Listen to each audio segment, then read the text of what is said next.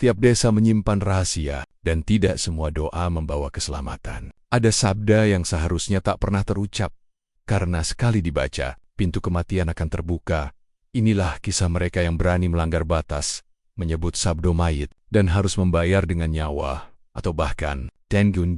Malam itu, bulan separuh menggantung pucat di langit. Angin berhembus dingin dari arah hutan bambu, menyusup ke sela-sela rumah tua di desa Karangjati. Suara serangga malam terdengar sayup, namun tidak mampu menutupi rasa mencekam yang merayap di udara.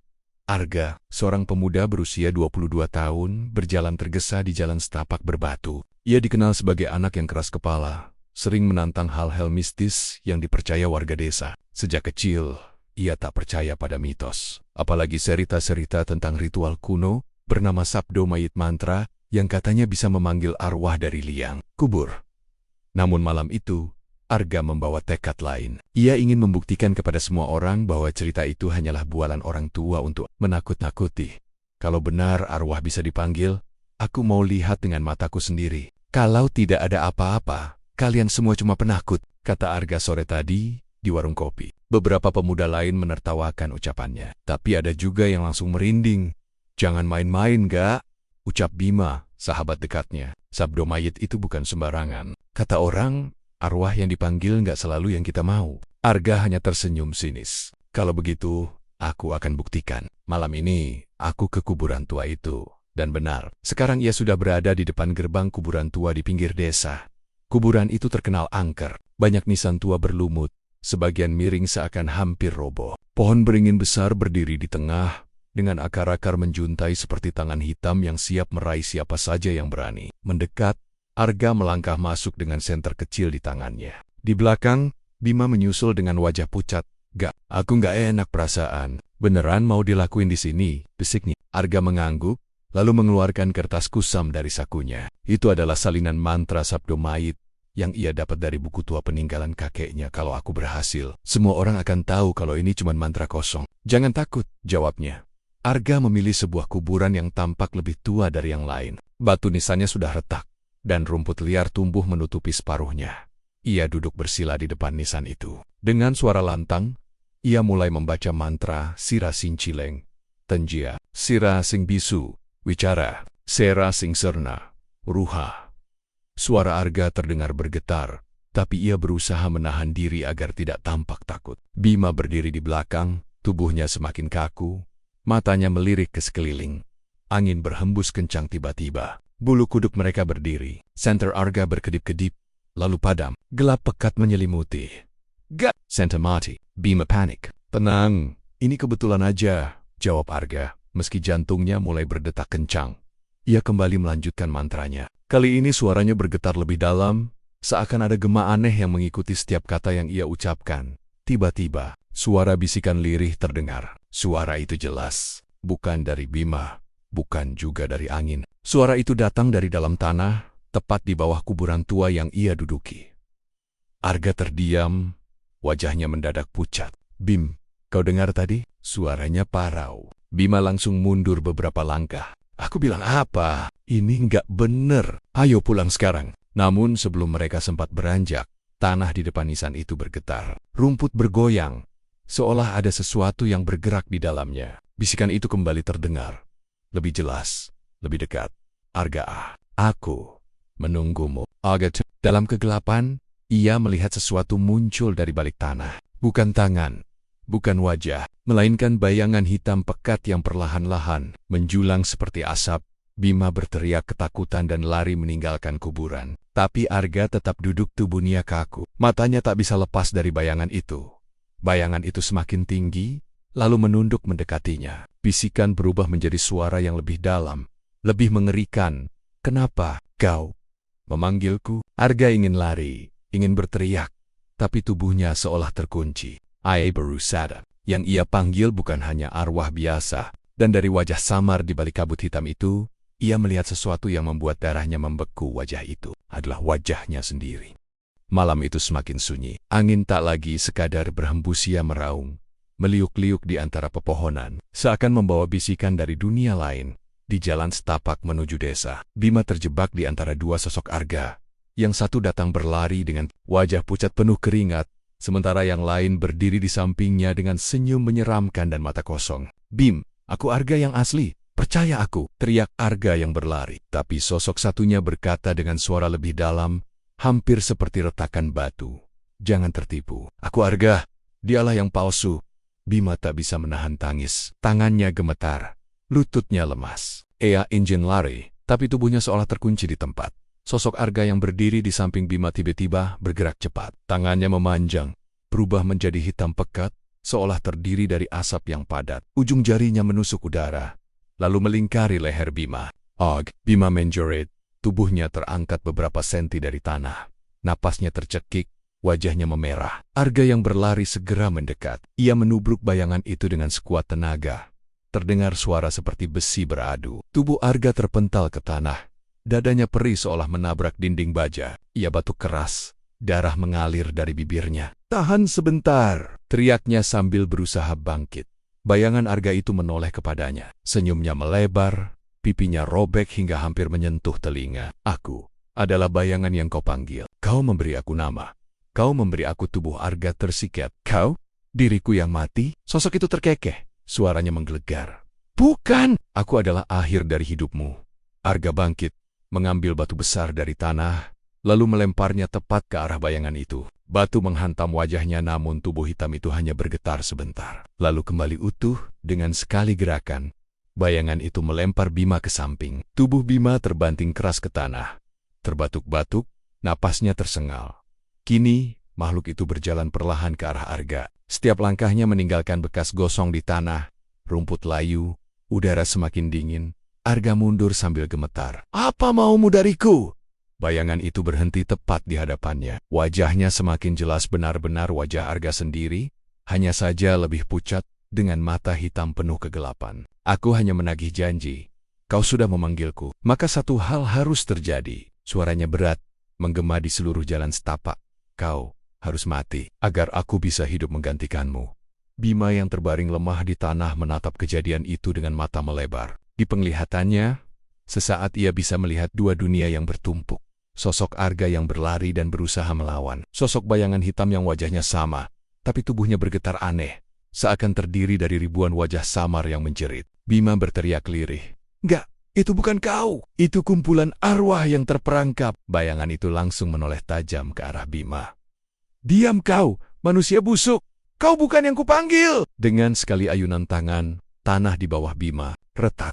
Muncul tangan-tangan hitam dari dalam tanah, meraih kakinya dan mencoba menariknya masuk ke dalam. Bima menjerit ketakutan, berusaha menendang, tapi genggaman itu semakin kuat. Ia merasa tubuhnya benar-benar akan ditelan bumi. Arga panik. Ia mendekat, menarik tubuh Bima sekuat tenaga. "Bim, pegang aku kuat-kuat." Bima berpegangan erat. Tapi semakin lama, genggaman dari bawah tanah itu semakin dalam. Ujung jarinya mulai terlepas. Arga melihat ke arah bayangan hitam itu, yang kini berdiri diam sambil menyeringai. "Lepaskan dia, ambil aku saja kalau memang itu maumu," teriak Arga. Bayangan itu mendekat, matanya bersinar merah. "Permitted. Ku terima, tapi ingat, begitu aku mengambilmu, kau tak akan kembali. Dunia ini hanya milikku."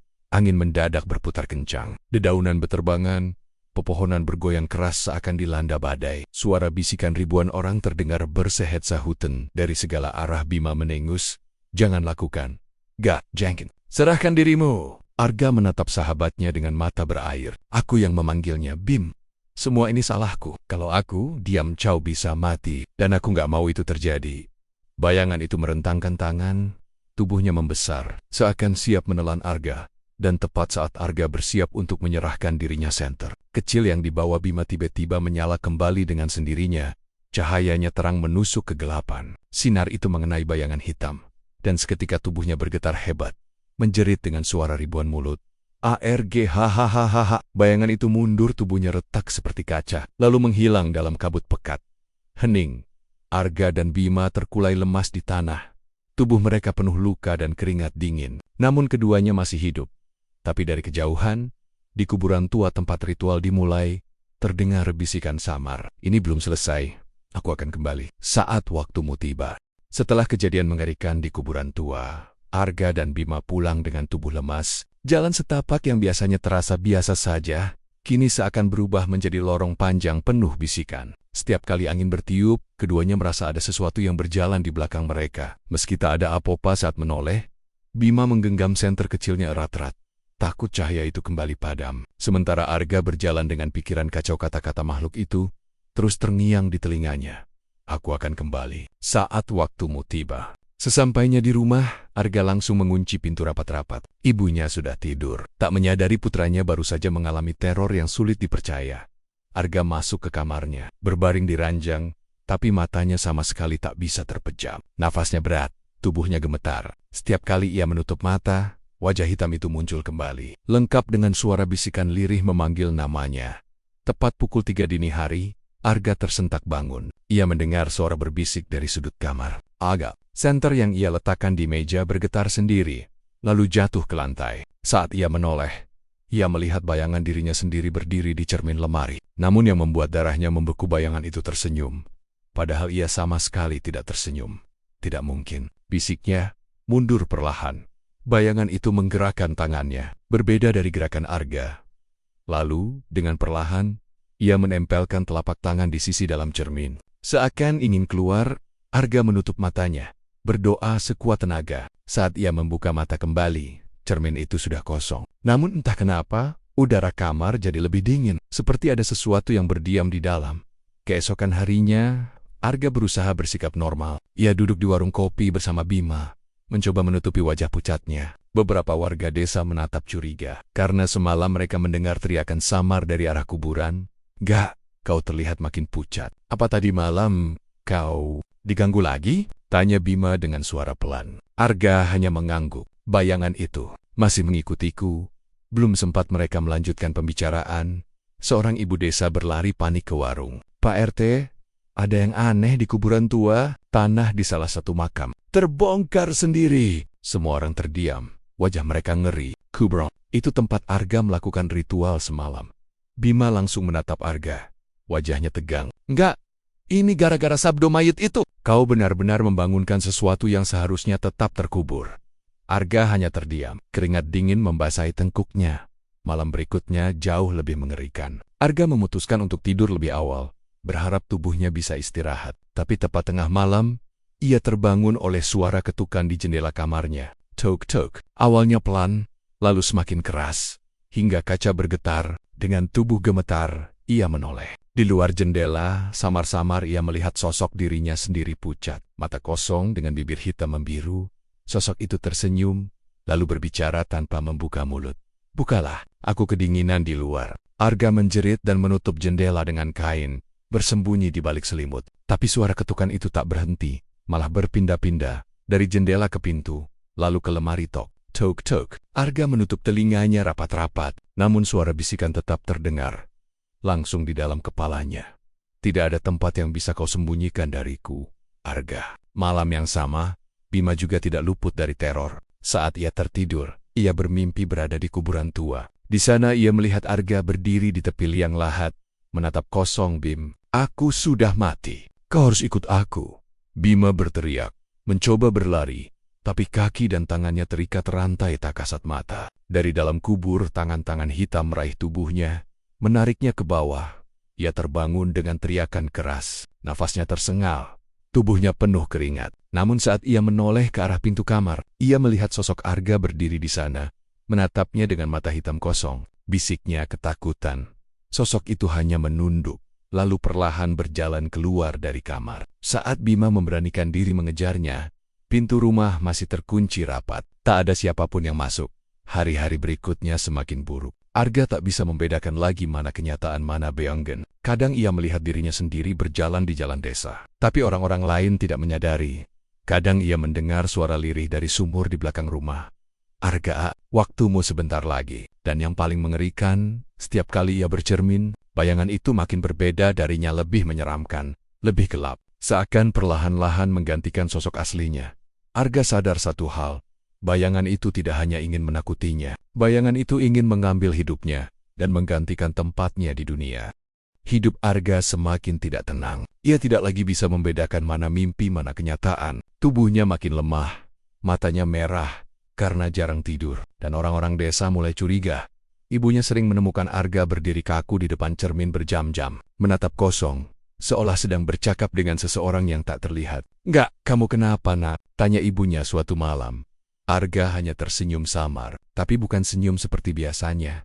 Senyum itu terlalu dingin, terlalu asing, seakan bukan milik dirinya. Suatu sore, Bima memberanikan diri menemui Arga.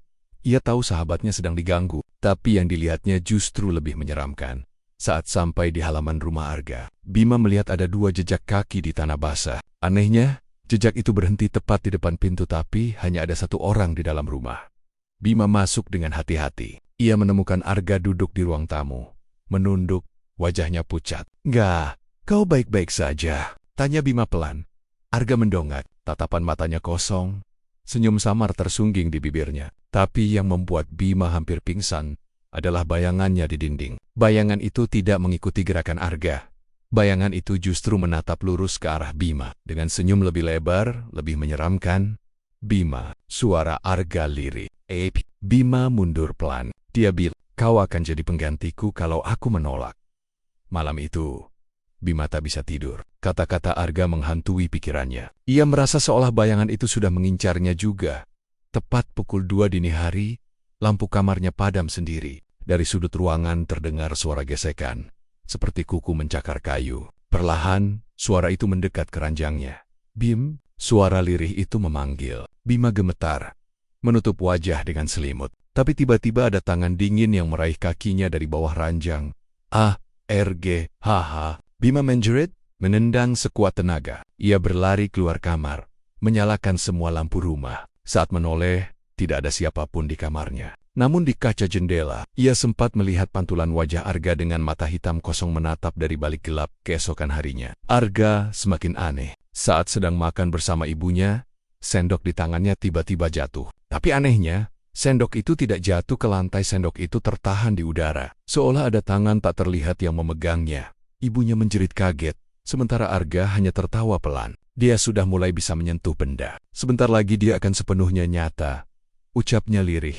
Ibunya langsung menangis ketakutan. "Gah, kamu bicara apa?" "Astagfirullah. Ini ulah jin, Nak. Kita harus panggil Kiai." Namun sebelum sempat pergi, tiba-tiba semua pintu rumah tertutup sendiri dengan keras. Lampu padam, dan suara bisikan memenuhi seluruh ruangan. "Tidak ada yang bisa menyelamatkan kalian." Malam itu menjadi awal teror nyata. Bayangan itu benar-benar keluar dari cermin kamar Arga. Perlahan ia merangkak, tubuhnya hitam pekat seperti asap, namun matanya merah menyala. Bima yang sengaja tidur di rumah Arga untuk menemani, melihat langsung sosok itu. "Waya," gumamnya sambil mundur. Bayangan itu tersenyum, lalu dengan cepat meraih tangan Arga yang sedang tidur. Tubuh Arga mendadak kejang-kejang, matanya terbuka, namun sorotnya kosong. Bibirnya bergetar, mengeluarkan suara serak. "Dingin, biarkan aku masuk." Bima berusaha menarik Arga menjauh dari cermin, tapi tangan bayangan itu lebih kuat. Ia merasa seolah-olah ada magnet besar yang menarik Arga ke dalam dunia lain. "Lepaskan dia!" teriak Bima sambil memukul bayangan itu dengan kayu. Untuk sesaat, sosok itu mundur, namun segera kembali lebih besar dan lebih kuat. Saat perlawanan semakin kacau, bayangan itu tiba-tiba meraih Bima. Tangannya yang dingin menempel di lehernya. Bima berteriak, meronta, tapi genggaman itu begitu kuat. Kulit lehernya mulai membiru, seakan darahnya dihisap keluar. Arga, yang setengah sadar, melihat sahabatnya hampir mati. Dengan sisa tenaga, ia mengambil pecahan kaca dari lantai dan menusuk tangannya sendiri. "Kalau kau mau tubuhku, ambil darahku. Jangan sakiti dia!" teriak Arga. Bayangan itu seketika berhenti menyerang Bima. Matanya menatap darah yang menetes dari tangan Arga, lalu tersenyum lebar. Perlahan ia melepaskan Bima, lalu mendekat pada Arga dengan gerakan mengerikan. "Akhirnya, waktumu sebentar lagi." Bayangan itu menyatu kembali dengan tubuh Arga. Seketika Arga jatuh pingsan. Wajahnya tampak lebih pucat, bibirnya membiru, napasnya tersengal. Bima menjerit sambil memeluk sahabatnya. "Gabang, jangan tinggalkan aku!" Namun di telinga Bima, samar-samar ia mendengar bisikan lain, bukan suara Arga, tapi suara bayangan itu. "Besok malam, dia akan jadi aku sepenuhnya." Bima hanya bisa menangis, menyadari satu hal. Waktu Arga sudah hampir habis. Bima tidak tidur semalaman setelah Arga pingsan. Ia terus berjaga di samping sahabatnya yang terbaring lemah, kulitnya pucat, bibir membiru. Sesekali tubuh Arga bergetar. Matanya membuka sendiri lalu menatap kosong, seolah ada dua jiwa berebut tempat dalam satu tubuh. Saat fajar datang, Bima sudah bulat tekad. Ia harus mencari bantuan. Ia ingat satu orang di desa, seorang kiai tua bernama Mbah Karim, yang dipercaya mampu menghadapi hal-hal gaib. Siang itu, Bima mendatangi rumah panggung sederhana milik Mbah Karim di tepi desa. Nafasnya masih terengah, tubuhnya penuh debu karena berlari. "Mbah, tolong, sahabat saya, Arga, dia dipanggil sesuatu dari kuburan tua." "Ini semua gara-gara Sabdo Mayit." Mbah Karim menatapnya tajam. Matanya sudah renta, tapi sorotnya dalam dan penuh wibawa. "Kau bilang Sabdo Mayit?" "Astagfirullah. Siapa yang lancang membacanya?" "Aga, dia hanya ingin membuktikan kalau itu semua bohong." Mbah Karim menarik napas panjang. Wajahnya serius. "Kau harus tahu, Sabdo Mayit bukan sekadar mantra. Itu kunci yang bisa membuka pintu antara dunia orang hidup dan dunia orang mati. Kalau salah dibaca, bukan roh yang kau maksud yang datang, tapi bayangan kematian." Bima merinding mendengarnya. "Kalau begitu, tolonglah Mbah. Arga sudah hampir mati." Mbah Karim mengangguk pelan. "Kalau begitu, malam ini kita akan coba mengikat bayangan itu. Tapi ingat, kalau gagal, bukan hanya Arga yang hilang. Kau juga bisa terseret."